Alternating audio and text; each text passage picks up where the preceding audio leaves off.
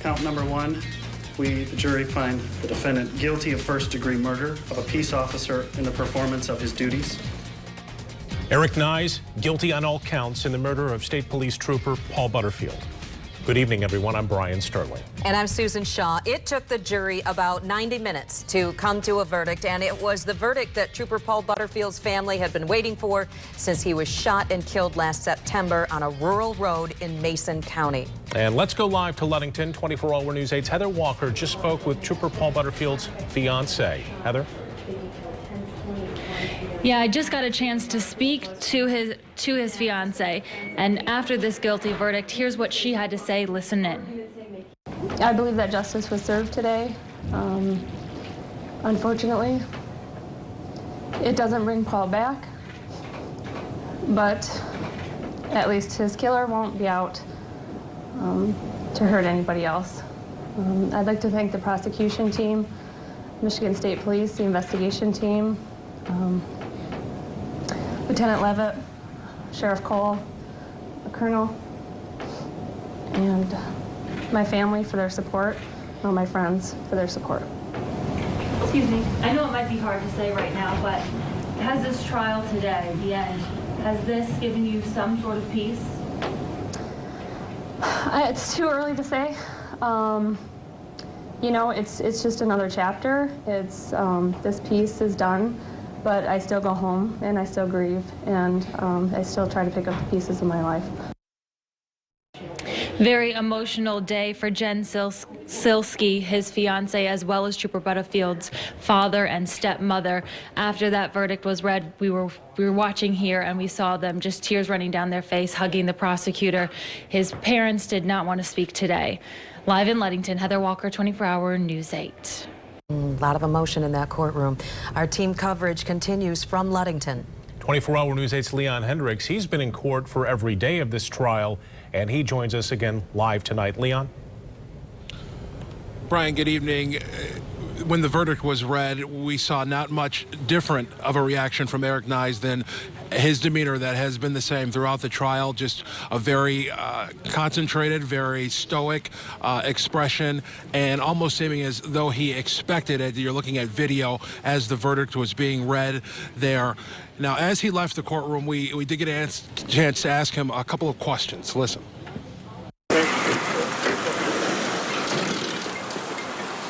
Eric, why'd you do this? Eric, did you kill Trooper Butterfield? Anything you want to say to the families? Anything you want to say to your family?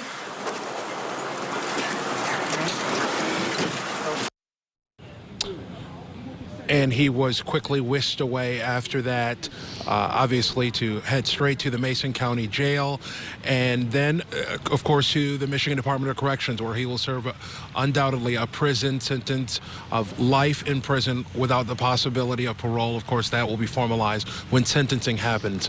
Right now, joining us live is the Sheriff of Mason County here, Kim Cole. You've been involved in this case in a number of different ways, but most importantly, perhaps, as a friend of Trooper Butterfield. What does today mean to you? Well, it's a bittersweet ending. It was the ending we certainly expected, and we'd prepared for. And I'm happy. I'm glad it's all over. I'm just happy we can move forward. I was sitting behind you. You were there for a lot of the testimony, and I saw, you know, at times even you were tearing up. Unusual to see an officer doing that. It's just, you know, it's still hard to talk about. It's hard when you hear Paul's last words.